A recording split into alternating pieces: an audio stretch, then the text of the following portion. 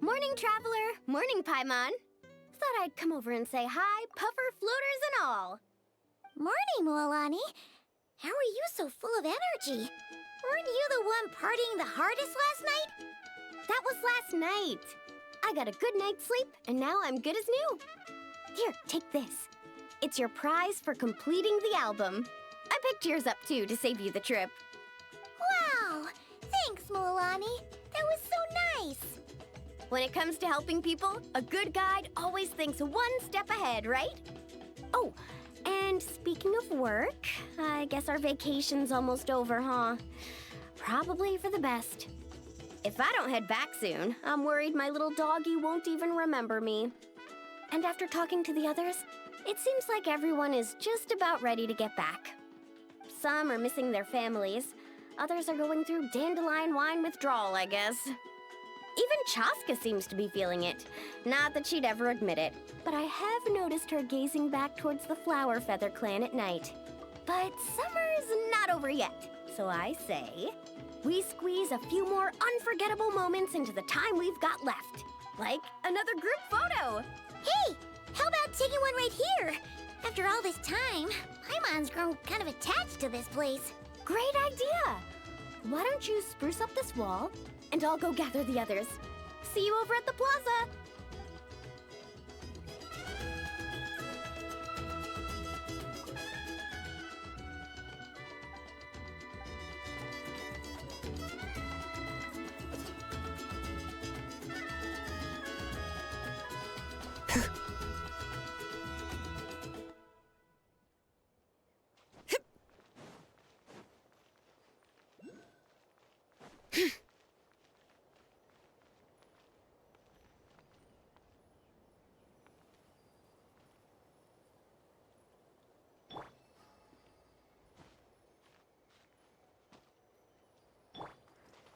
Into the wind.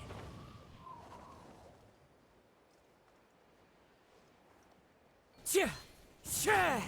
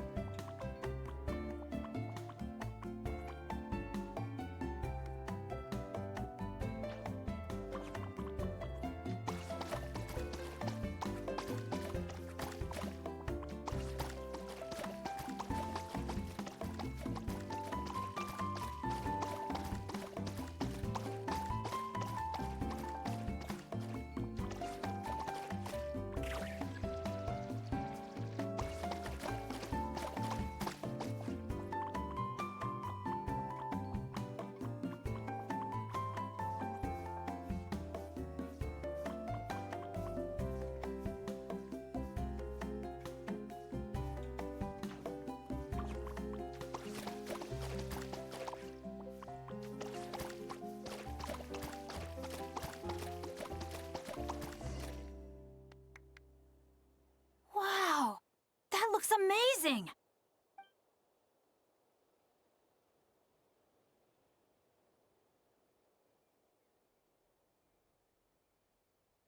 Guys! Over here! We're gonna take a picture together!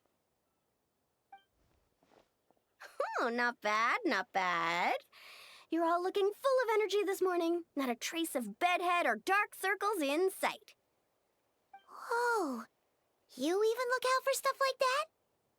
Well, what kind of guide would I be if I didn't pay attention to the details? Yeah, and what kind of bard would I be if I didn't appreciate a good drink? What's that got to do with anything?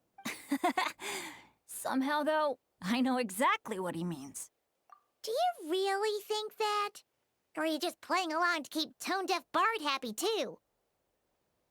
I see no harm in a bit of nonsense. Here, put on this Asha headband. It's a souvenir from the rest of us.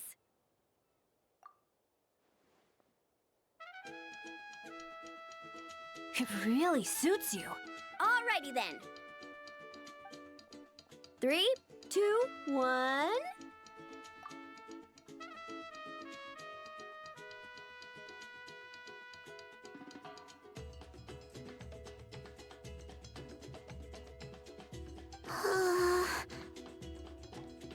Paimon? Sorry. All that nonsense has got Paimon's head muddled. Don't want it all to end, huh? Are you worried once you say those words, the vacation will officially be over? How the...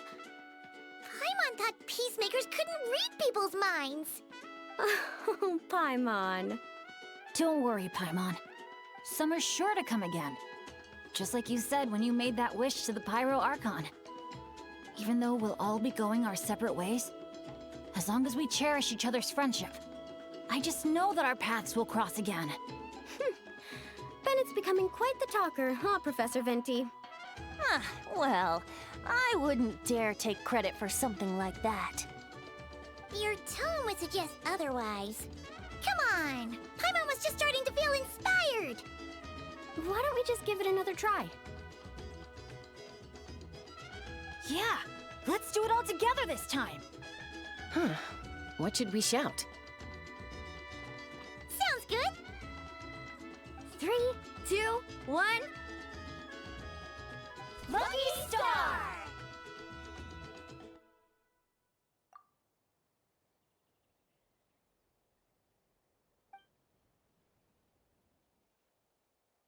So, what are your plans for the future, Bennett? If you're having trouble deciding, you can always park it in the People of the Springs for a bit. Or however long you want, really. Thanks for the kind offer, Moalani. I actually went to see the Pyro Archon to tell her how grateful I am for everything she's done for me. She told me that the domain we entered was an abyssal simulation of the Mare Javari.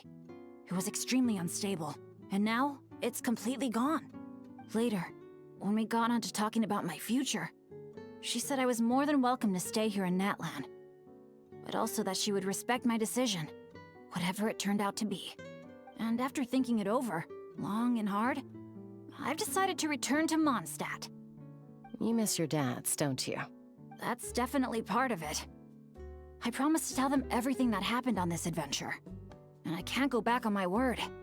But also, when I said goodbye to my mom and dad, I promised them I'd become the most legendary adventurer in all of Teyvat someday. And no adventurer should stay in one place for too long. Bennett. What if your luck starts going downhill again the moment you leave Natlan? It's fine. The warmth and kindness I've experienced on this adventure is enough to get me through all the challenges that lie ahead. As I attempt to shape my own fate, I want to take that same kindness and pass it forward. That's something I've always believed in. Hear, hear! To our leader! To our leader, Bennett! Cheers!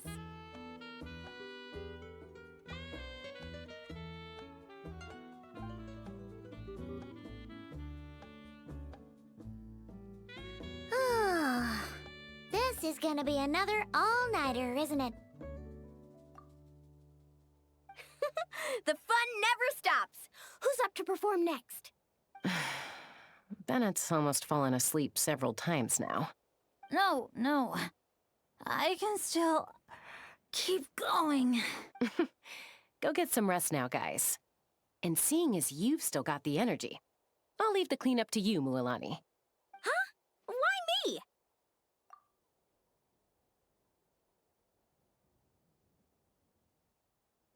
Traveler, perhaps you could join me for a walk? I know a great spot.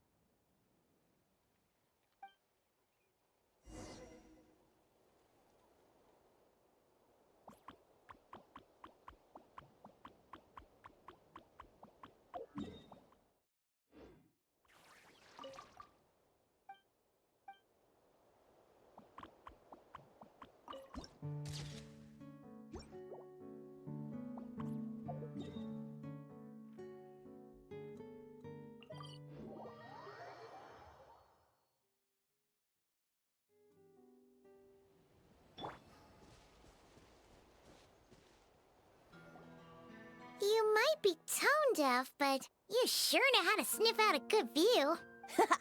Glad you like it. Some stories aren't meant for the birds, only for the stars high in the sky. More like a story that begins with time itself. Long, long ago, time began to write the story of this world. To her, all living beings were equal, both in their value and in significance. Like an ancient scroll, she engraved upon her memory all people, all events, all encounters, and all farewells. Back then, as an animal spirit, I had a chance encounter with time at the Thousand Winds Temple. Hearing my wishes, she entrusted me with fragments of her power and authority.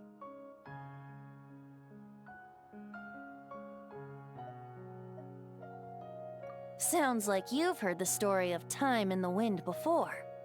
Charming, isn't it? Through the memories engraved in rituals, poems, ruins, and ancient texts, the same beings she considered so insignificant have met her, time and time again. So, this is the story you wanted to share? More like the prologue. The corruption of the Mare Javari is tied to time itself. To put it another way, it is a calamity present in every moment that will ever be. Unlike time herself, I have always cherished many wishes in my heart. 500 years ago, to prevent the corruption of the Mare Javari from spreading beyond Tenochtitlan, I blew it off the timeline, turning it into the Windless Land. Oops, seems like I may have confused you. If you're asking about how the Mare Javari disappeared from Tenochtitlan 2 or 3 decades ago, there may be someone else better suited to tell that story. The Mare Javari has been the bearer of too many stories that weren't meant to be its own. I merely played a part in one of its chapters. And the choice I made 500 years ago came with a price. Some souls were unable to return to Mondstadt as a result, while others stayed to settle in this land, merging with the Monitu to become the Asha we see today. So the reason you're here in Tenochtitlan is because... Correct. I'm here to collaborate with the current Pyro Archon, Mawika. Correct again. The flame was our signal. Only by having Mawika open a rift between that space and the true Mare Javari could I sneak in and bring back all the souls who wish to return. As for my little trick of bringing back memories as well, it's not the first time I've pulled that off. Mawika also mentioned that you were planning to introduce us. Looks like I beat you to it, huh? I was glad to discover that she shares my love for fine wine and freedom. We got along great. Well, it really took it out of me for a few days. In fact, I still feel pretty dead on my feet even now. Oh, really? But thinking of all the Aether mead and dandelion wine still left to drink, I suppose I can hang in there a little longer. You don't look that tired to Paimon. So, don't think you can just pull out that little excuse and we'll... Oh, how you wound me, Paimon! You'll hook me up with some good liquor, won't you, Traveler? I suppose to protect Mondstadt, and that everyone who wishes to stay there has the freedom to choose their own path.